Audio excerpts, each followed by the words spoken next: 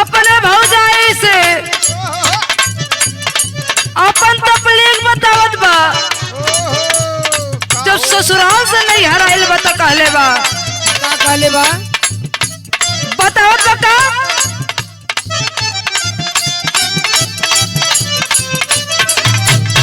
ए कहले बा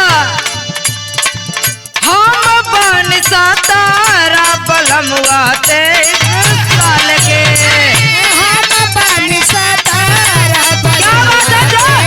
साल के हम बन सतारा बलमुआ के साल के पहुंच रे जिंदगिया राखी खतरा में डाल के भौजी रे क्या बात है? राखी खतरे में डाल के भौजी रे जिंदगिया राखी खतरे में डाल के हम बन सतारा बलमुआ 23 साल के पहुंच रे जिंदगिया राखी खतरा में डाल के कितनो होइनी मन सुतैबे नौकरी कितनो होइनी मन सुतैबे नौकरी आतना फराक पाऊ मरिया में का मरिया ता दुखैबे नौकरी तना फराक पाऊ मरिया में का मरिया ता दुखैबे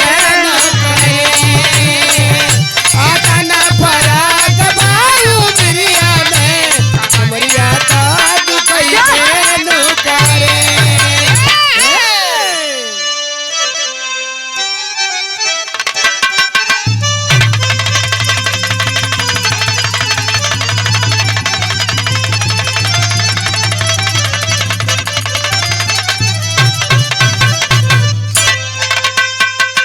सवरिया सवरिया रे राम रे आ, आ, अरे मोर रामा हो राम।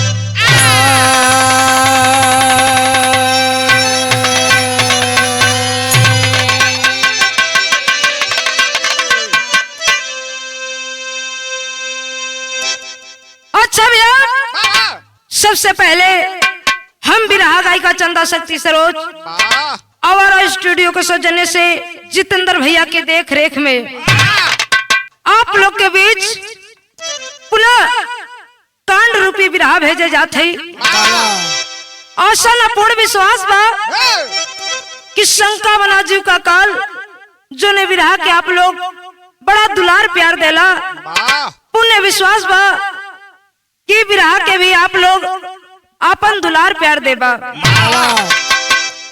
सभी भोजपुरी समाज के सभी लोगों का हम पांव छू के प्रणाम करत हई और ऐसा न पूर्ण विश्वास बा कि आप लोग अपन दुलार प्यार जरूर देबा। तो ये बिरहा सच्ची कहानी पे निर्धारित बा। ये घटना नेपाल से मिली और बिरहा के अंदर आप लोग के कुछ जरूर सीखे की मिली कि जीवन में आखिर का होला और किस तरह इंसान के समझ के रहे चाहिए। तो 4 लाइन के भूमिका लगल मास्टर।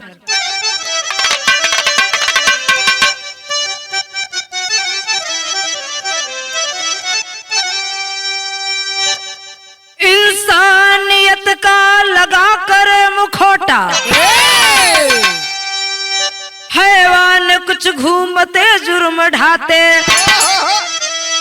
कसम खा के जाल में कसम तोड़ देते अन्नाता के दामन में दागी लगाते कि नेपाल 10 में है नेपालगंज शहर में है बागेश्वर मंदिर मोहल्ला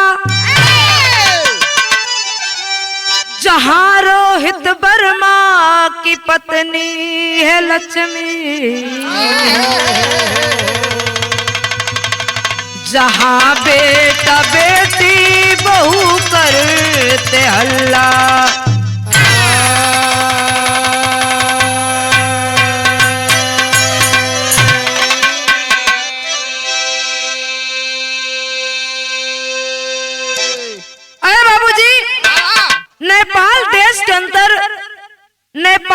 शहर बतावल गई। नेपालगंज शहर के अंतर्गत बागेश्वर मंदिर मोहल्ला बा, जहाँ रोहित वर्मा अपने पूरे परिवार के साथ रहत रहलन। पत्नी के नाम लक्ष्मी बतावल गई, बेटा के नाम जितेंद्र बा। बाबा जितेंद्र के विवाह हो चुकल बा। जितेंद्र के पत्नी के नाम पूनम बा। घर में एगो बिटिया सियान बा, जोनी बिटिया के नाम आंचल बा। हंसता खेलता परिवार बा, लेकिन एकाएक परिवार में होत का बा मास्टर, ये एक लाइन गजल के नमूना लगा।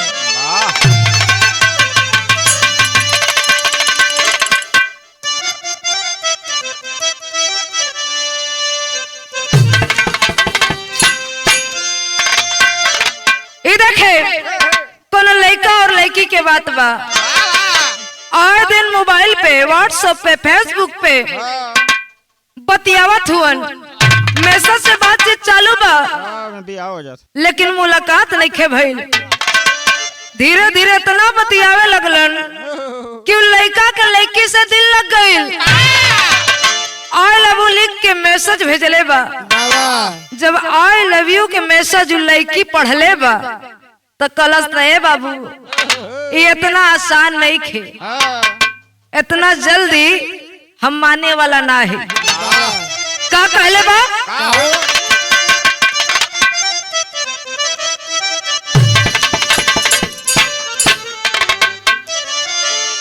वो लड़की कहले भैया कि ऐसे कैसे हो जाई, अरे ऐसे कैसे हो जाई मोहब्बत के सौदा,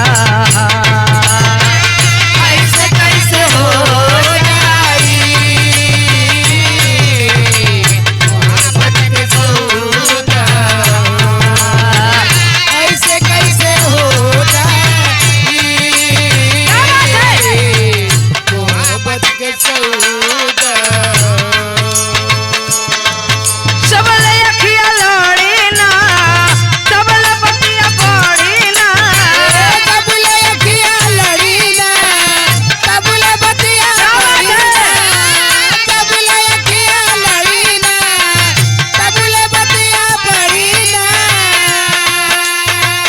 सबल अखिया लड़ी ना, सबल बतिया पड़ी ना, टूट के बिखर जाई, अरे हाँ प्यार के घरौदा,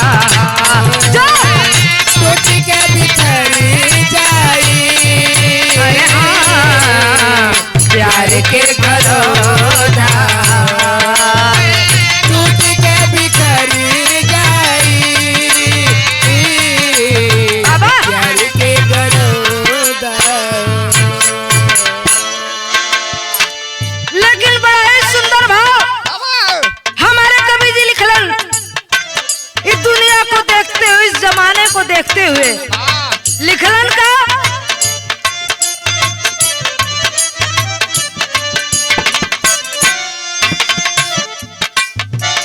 जुर्म के ज्वाला में जरती जमाना बा, जुर्म के ज्वाला में, अरे हाँ जरती जमाना बा, जुर्म के ज्वाला में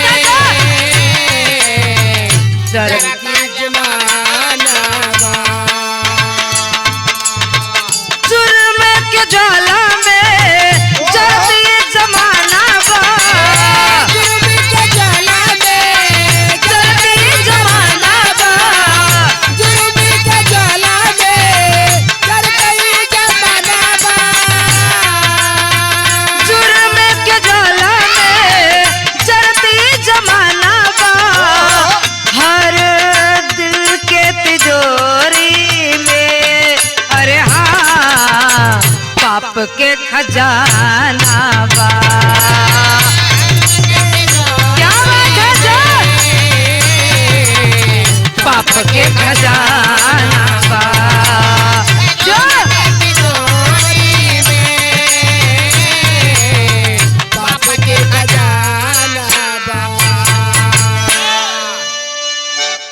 से हम अपने कहानी के बढ़ावत है शेर के अंदाज लगल मास्टर। वाह वाह वाह कैसे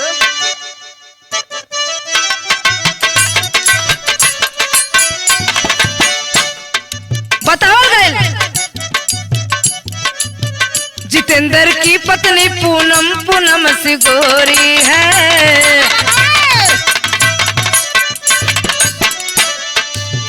मगर आंचल बहन की उम्र अभी थोड़ी है।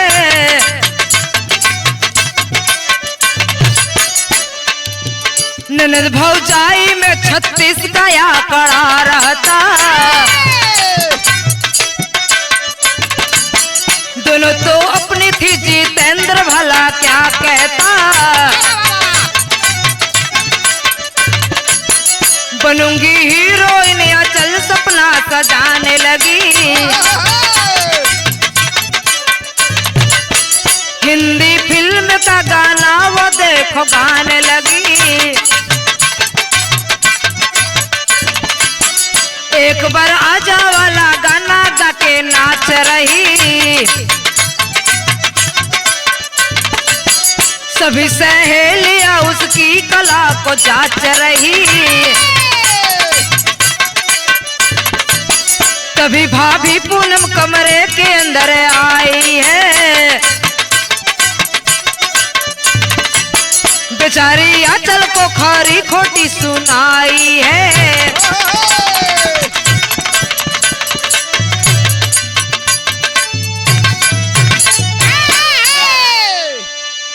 ए भैया बात के समझ ला। जितेंद्र जो रोहित वर्मा के बेटा रहलन, पहले ही बतौने कि उनकर विवाह हो गई है, पत्नी के नाम पूनम रहे, जितेंद्र की बहन आंचल रहे। देखिन ननद भौजाई में पटत ना है, जुन बहन आंचल बा, आंचल के बचपन से ही सपना बा कि हम हीरोइन बनब, हम हीरोइन बनब। आए दिन सखी सहेलन की इकट्ठा करल ले बा, सखियन के बुला के हिंदी फिल्म के गाना बजावत बा, डांस करत बा, अदा एक्टिंग सखियन के दिखावत बा। इतने में भाभी पूनम जब कमरा के अंदर गईलिन, पूनम आंचल के नाचते हुए देखले हईन, सखिया ताली बजावत हईन, पूनम से रहल ना गईल। आखिर उस समय भौजाई ननद से कहले बा, कहले का भाई एक लाइन गीत लगल मास्टर।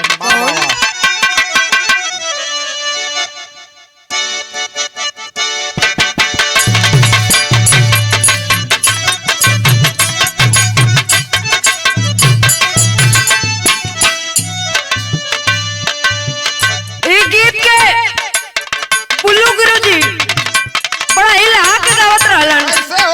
कैसे गावत रहलन? हे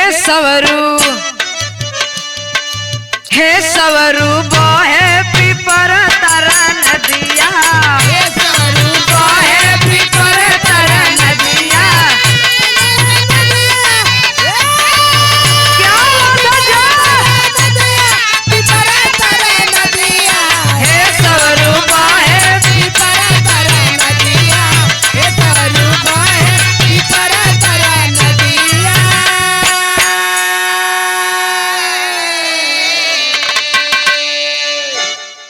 लेकिन भौजैया ननद के जब नाचते हुए देखले बा तो कहले बा, का कहत बा? ऐसे ना नाचा,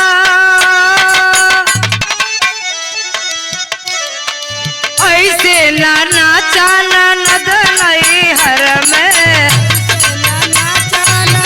नहीं हर में। ऐसे न नाचा ननद नहीं हर में। लाग जाई आगे हो सारे सारे में, ऐसे ना नाचा ननद नहीं हर में, ऐसे ना नाचा ननद नहीं हर में, ननद नहीं हर में। जो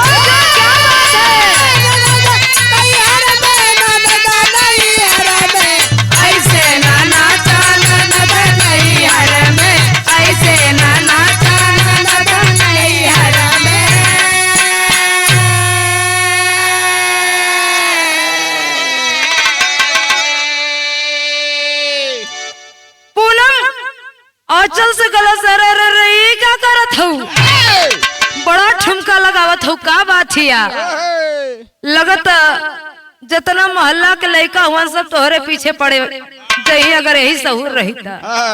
इतनी बात सुनते ही आंचल के गुस्सा आ गई कल ले भाभी अपना नियर हमके मौत समझा। इतनी बात जब भौजाई सुन ले भौजाई के भी गुस्सा आ गई। ननद भौजाई में कहा कहीं ओखे लगल होत का बा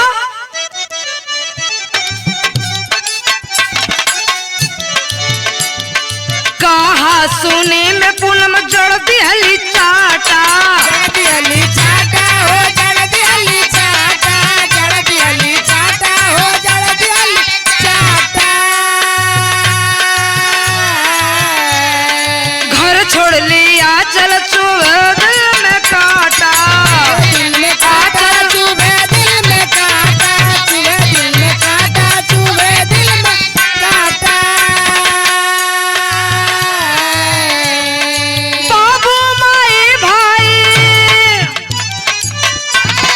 बाबू माई भाई रहले न घर में ऐसे ना नाचा ननद नहीं हर में ऐसे ना नाचा ननद नहीं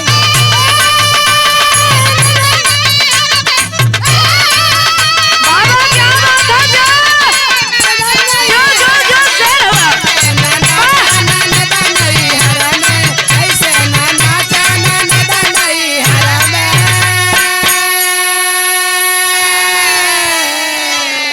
ए बाबूजी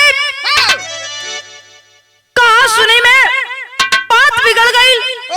पूनम खींच के थप्पड़ आंचल के मार देली।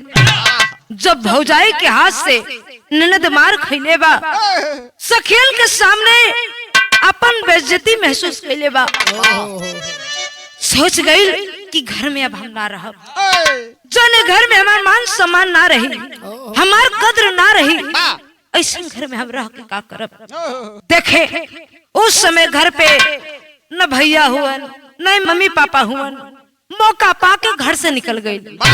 जब घर छोड़ के चल दिलस पूनम तो उस समय भैल का मास्टर यहाँ गीत बदल गई।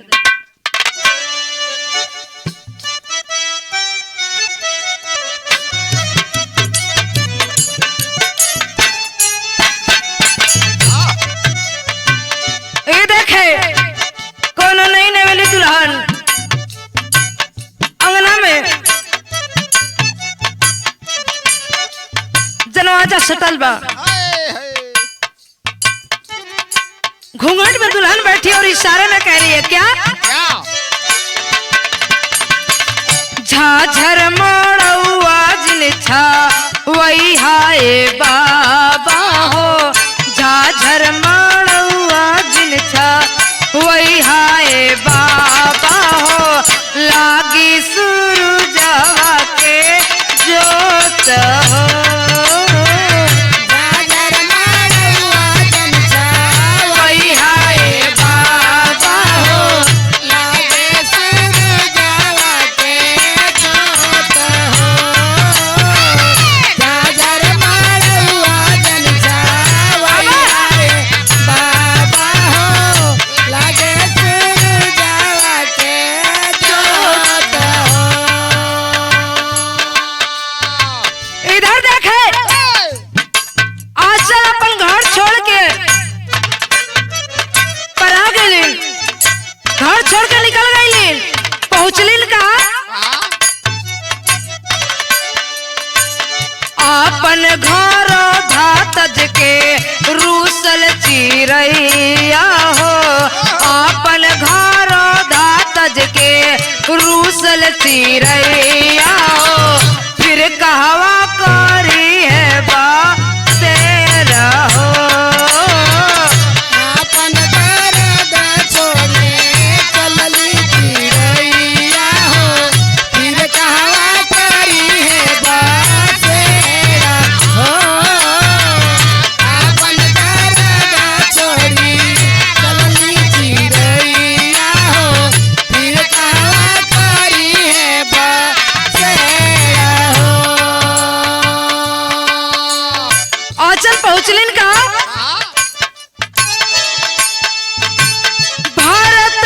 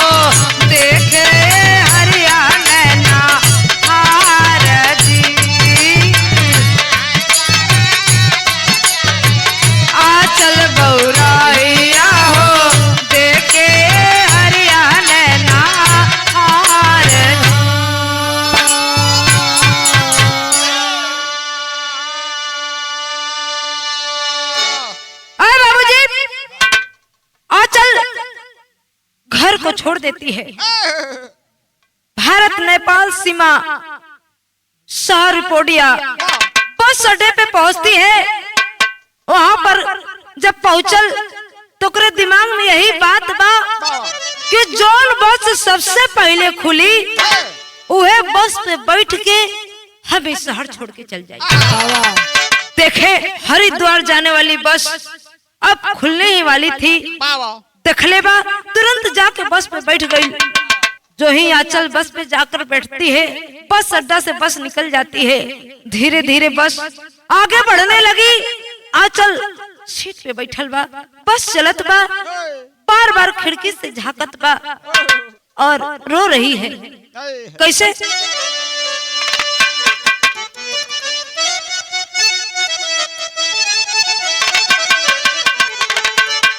गुजारा कहाँ या चल के होई,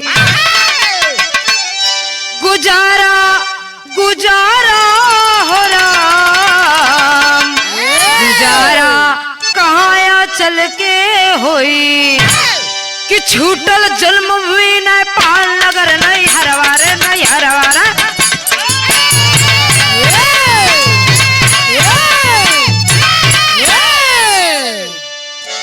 गुजारा कहाँ या चल के हुई कि छूटल जन्मभूमि नेपाल नगर नहीं हरवा। बस पे बैठी है, बस चलत बा, खिड़की से बार बार झांकत बा, रो रही बा, आंख से आंसू बहत बा। बस में बैठे कुछ लोग भी उसको देख रहे हैं। और होता क्या है, विदेशिया के भाव लगल।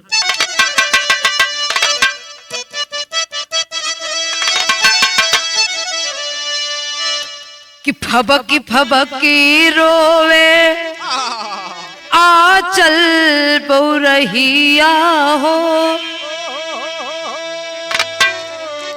कि बिसर न प्यार माई अरे बाबू के सुरतिया। कि परिचालक नीरज जब अब पूछने लगा हो, आंचल बताई दिहली अरे बीतल कुल ही बतिया। कि उत्तर प्रदेश बिजनौर पहुँचल बसिया हो, कि कसबा नगीना चीतल अरे ढाबा पर संगतिया। कि वापस नेपाल हम कि तोहे पहुँचाई देवे, अरे नसता कराया नीरज मार लिया मतिया। ए भैया हो, धीरे धीरे बस उत्तर प्रदेश बिजनौर पहुंचती है। बाबा चीतल ढाबा पे बस रुकल बा। देखे कोने में काल्पनिक बात ना मिली, इस सत्य घटना बा। जब चीतल ढाबा पे बस रुकल, सारे यात्री गण बस से उतर के जलपान करे लगलन, भोजन खाए लगलन। लेकिन आंचल वही बस पे बैठी, आंख से आंसू बहा रही है, रो रही है, फबक रही है। इतने में परिचालक नीरज आंचल के पास पहुंचा, कहता है बहन मैं बहुत देर से देख रहा हूँ, तुम जब से इस बस पे चढ़ी हो तब से रोई जा रही हो, आखिर क्या बात है? आंचल बतावे तो न चाहली, लेकिन नीरज के बार बार पूछला पे आंचल सारी बात बता दहली। जब नीरज सारी बात सुन ले हुवन, कहलन ए बहन ये दुनिया बहुत खराब बा, तो के अपन घर ना छोड़े चाहत रहे। ऐसा बात है कि हम तो के तोहरा घरे पहुंचा दे। जब इतनी बात आंचल सुन ले बा, परिचालक नीरज के पांव पकड़ लेहलस और पांव पकड़ के कहले बा। आखिर का कहले बा? का कहलस?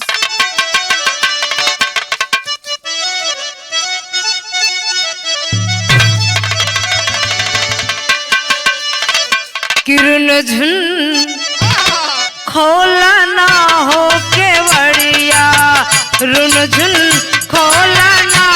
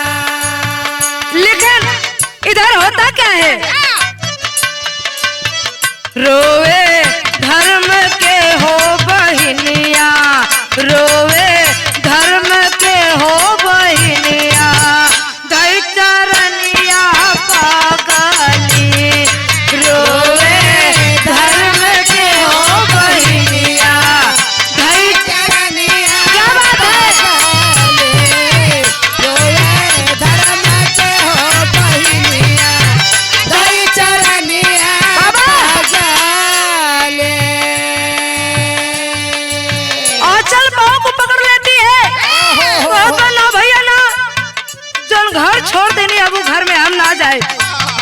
नीरज सोच गया कि ये अभी गुस्से में है, ये गुस्से में है, अभी इसे समझाना व्यर्थ है। नीरज करता क्या है,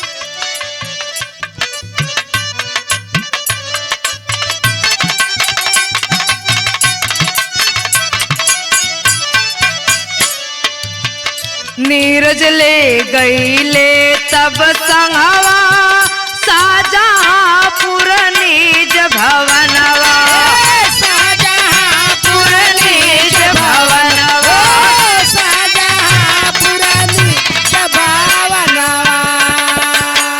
जहवा रीना दुल्हनिया, जहवा रीना दुल्हनिया, कर जतनिया पगली, जहवा रीना दुल्हनिया। जय चरनिया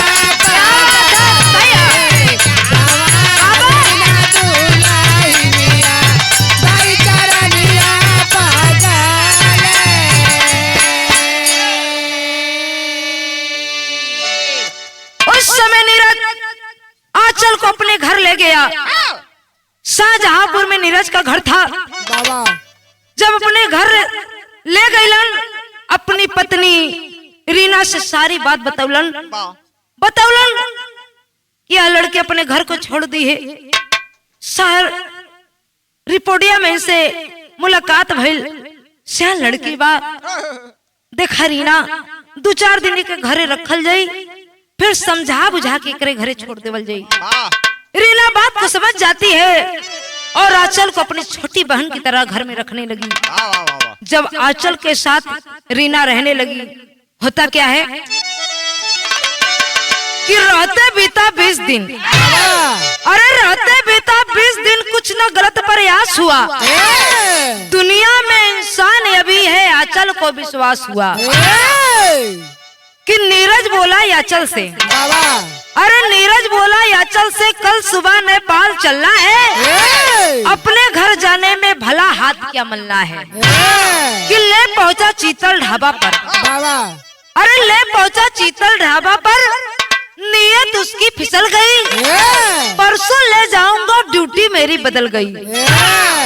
आंचल से कल से बहन धीरे धीरे महीना निकचाई, तो हर घर वाले परेशान हुई है, चला हम तो के तोहरा घरे छोड़ दी।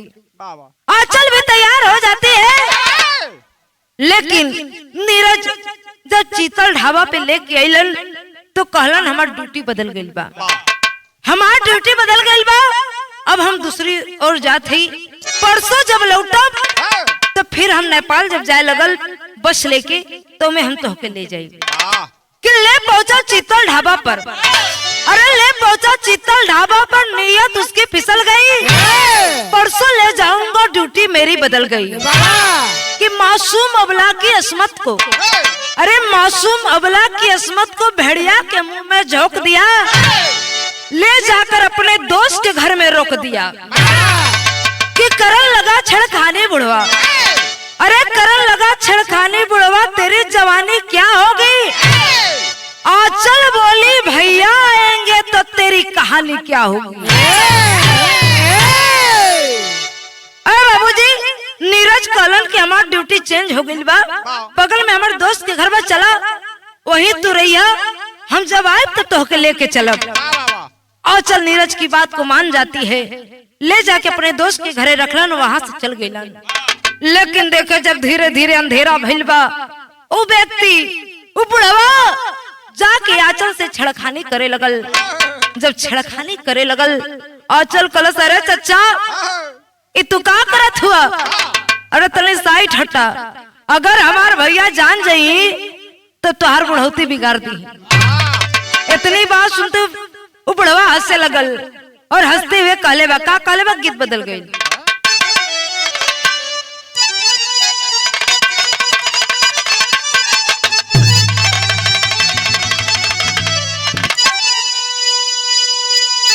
देखिए बड़ा ही अनोखा गीत, इस गीत को रामदेव गुरुजी गाते थे अपने जवानी के आलम में। कैसे गाते थे, का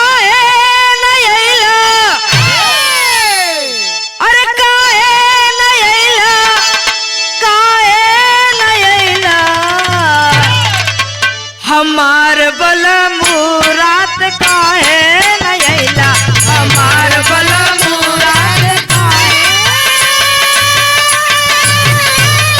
जो बाबा हमार बल मुराद काहे न अइला, हमार बल मुराद काहे न अइला। लेकिन इधर देखे उबड़वा छड़खानी करत बा, कहता है क्या कहता है,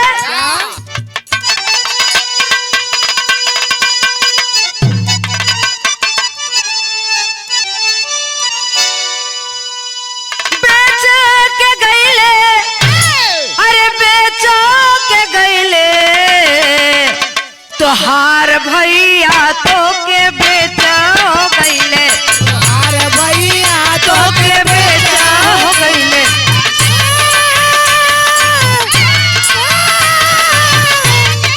बाबा गइले तोहार भैया तो के बेचो गईले, तोहार भैया तोके बेचा गइले।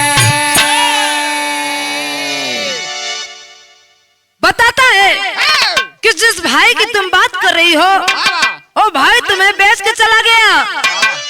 कहता क्या है कि 20,000 में हो गई सौदा, 20,000 में हो गइले क्या बात है? 20,000 में हो गइले सौदा।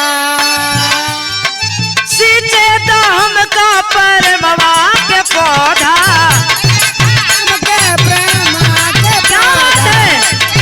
हमके प्रेमवा के पौधा। वासना के रंगवा में बुढ़वा रंगैले, तोहार भैया तो के बेचो गईले, तोहार भैया तोके क्या बात है?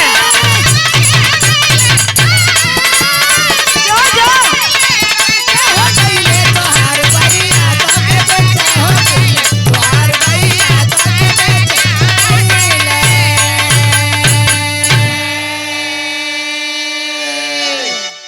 वो बुढ़वा कहत बारे पगली, किस भाई की बात कर रही हो?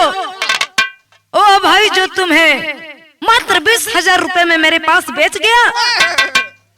हाँ चल, सब इतनी बात सुन ले बा, अब आँख हो जाती है। कहत बा ना, ऐसा ना हो सकेला, हमार धर्म के भाई हमके बेच के चल गईला, ये झूठ बात है। कहत बारे पगली, अभी तक तुमको विश्वास नहीं हो रहा, पागल हो क्या? हसन कहती है शायद मैं पागल ही हूँ, अगर पागल ना होती तो मैं अपने घर को छोड़कर ना आती, अगर पागल ना होती तो अपने भाई को छोड़कर किसी और को अपना भाई ना बनाती, अगर पागल ना होती तो मैं आज तुम्हारे हाथों में ना होती। रोने लगती है, रोते हुए कहती है, क्या कहती है? क्या?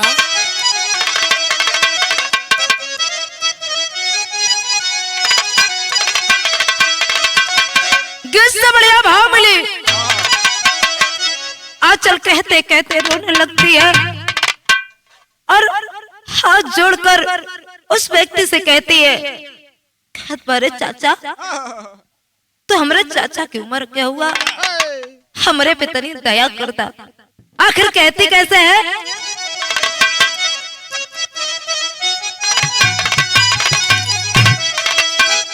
हमरे चाचा हो, हमरे चाचा हो, आपन बिटिया जान के देबो छोड़, हमरे चाचा हो, आपन बिटिया जान के देबो छोड़, हमरे चाचा हो,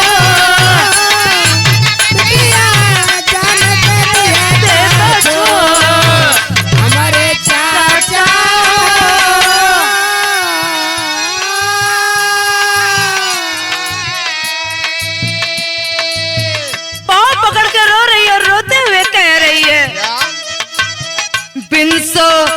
समझे घर तजली गलती भारी कैली हो रामा, गलती भारी हो रामा, भारी कैली।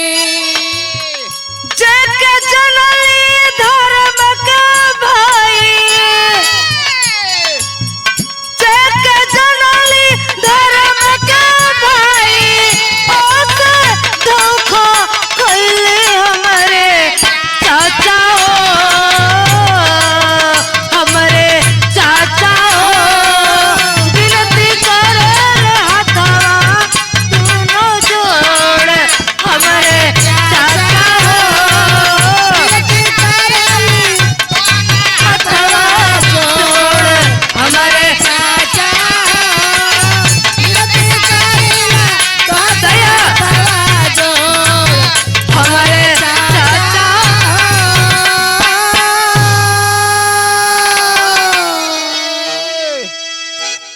हाथ जोड़ के बारंबार विनती कर रही है, खतवे चाचा भगवान के सौगंध आप क्या हमके जाए दी, हम अपन घर द्वार छोड़ के बहुत बड़ा गलती कैले हैं। आज हमें एहसास होत बा कि संसार बड़ा जालिम बा, हमें अपने गलती पे बड़ा पछतावा होत बा, लेकिन सर पे जकरे काम वासना के भूत सवार रही, केहू के दुख दर्द के नजर ना आई। होता क्या है, पापड़ के भाव लगल, फुलवा के दिलवा पर अगिरल बजरवा घरवा छोड़ के, अरे फुलवा के दिलवा पर अगिरल बजरवा घरवा छोड़ के, अरे होखे लागल काटा ऊपर गुजरवा घरवा छोड़ के। होके लागल काटा ऊपर गुजरवा घरवा छोड़ के, बाबा क्या बात है? होके लागल काटा ऊपर गुजरवा घरवा छोड़ के, होके लागल काटा ऊपर गुजरवा घरवा छोड़ के।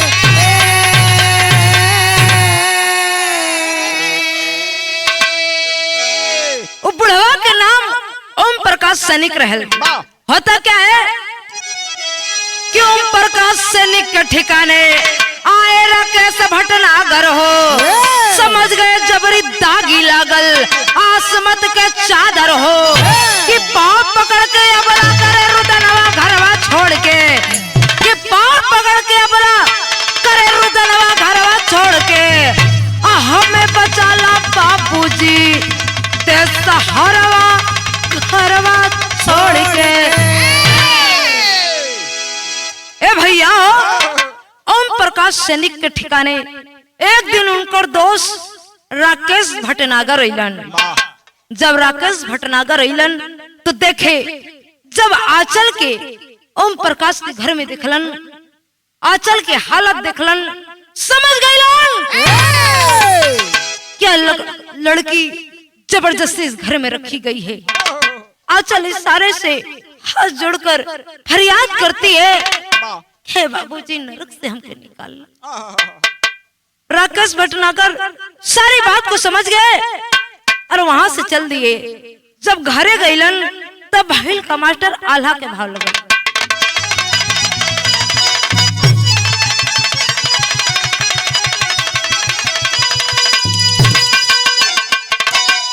कि दुनिया के दुख सुनी अरे हंस बहुत लोग गवाए भैया,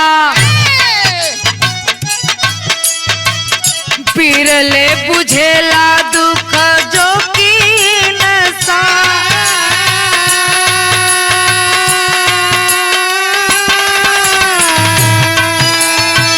रोवत रोवत भट नागर घरे अइले भैया,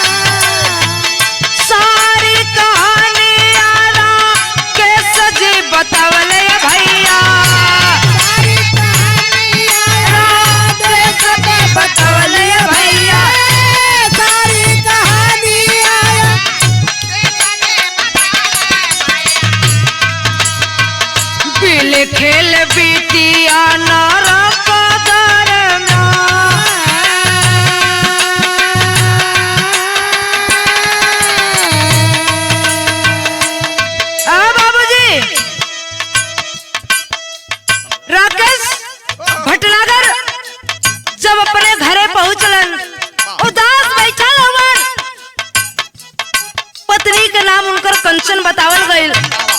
कंचन सवाल करती है, ए जी अरे काहे इतना उदास बानी, आखिर का बात है?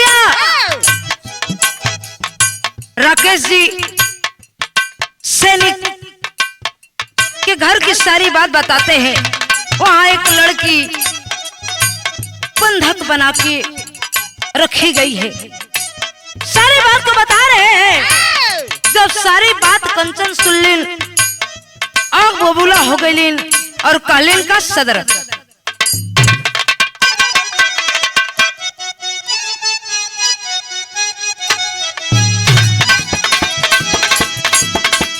कंचन कहे सजना लगावा मत देरी,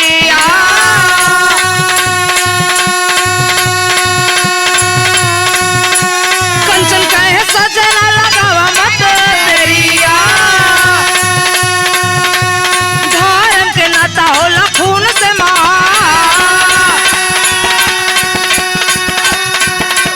दे के परनवा बचैबे बिटिया के, हो परानी हो पति गली ठा, कुछ नेपाली साथे लेकर संगवा में, कुछ नेपाली साथी लेकर संगवा में, झटक के गैले ओम प्रकाश के मकान, आंचल को जबरी छोड़ाए भटनागर, आंचल को जबरी छोड़ाए भटनागर,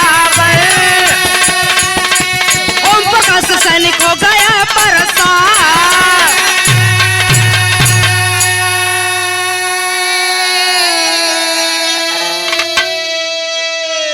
ए भैया हो, कंचन अपने पति राकेश जी से कहती है, इस जिंदगी व्यर्थ बा अगर केहू के कामे ना आवे, इंसानियत के धर्म हो कि इंसान के काम आवे।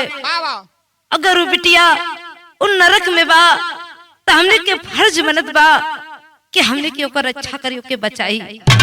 देखे राकेश भटनागर जी दो चार गो अगल बगल के नेपाली साथी की इकट्ठा कैले हुए, साथ में लेकर ओम प्रकाश सैनिक के ठिकाने पर पहुंचलन, उनके मकान पे पहुंचलन और जाके आंचल के जबरन छुड़ा के लिए अलन। जब आंचल के छुड़ा के लिए अलन, इधर ओम प्रकाश सैनिक भी मानने वाला नहीं था, पीछे से कुछ गुंडों को भी भेजता है, लेकिन कोनो ना चारा चल, वहां के निवासी नेपाली साथी लोग मारकर गुंडों को भगा देते हैं। आखिरी में कहना है कि विधि के लेख के जानी कर्म के गतिया, अरे विधि के लेख के जानी कर्म के गतिया, तो बोले बाबा महतारी धर्म के बिटिया, बाबा महतारी धर्म, क्या बात है, जो जो सही है, जो मालिक, बाबा महतारी धर्म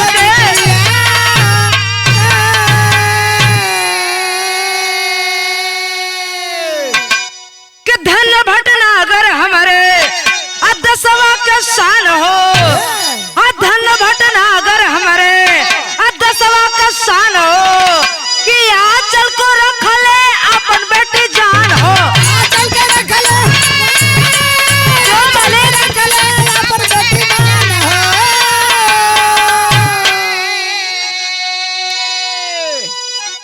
कि अबला बेसहारा के अब चुड़ैल छतिया, अरे अबला बेसहारा के अब चुड़ैल छतिया, तो बोले बाबा महतारी धर्म के बेटिया,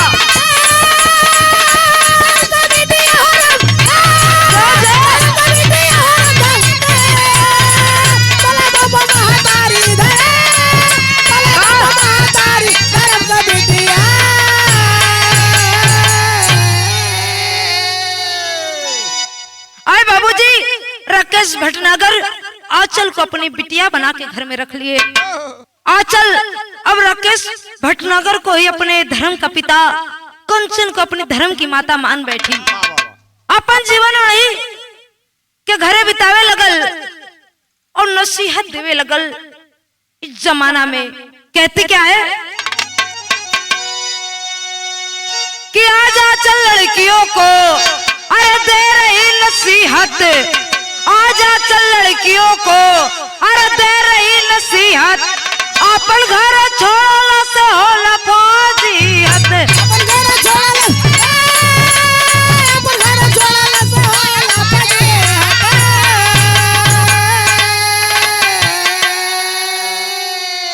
कि भटनागर के जैसन सब ना बुझे बतिया, कि पौली बाप महतारी धर्म के बिटिया। आंचल अनाथ आश्रम खोलती है राकेश भटनागर के सहयोग से, लड़कियों को नसीहत देती है, कहती है कि संसार में कभी भी किसी को अपना घर यूं ही नहीं छोड़ना चाहिए। आखिरी लाइन में गुरु घराने के पर्चे बा। गुरु बिहारी गुण गणेश गुरु रामलाल गुणकारी, अरे स्वर्ग बसे चंद्रिका कवि, अरे बच्चन जी बने पुजारी।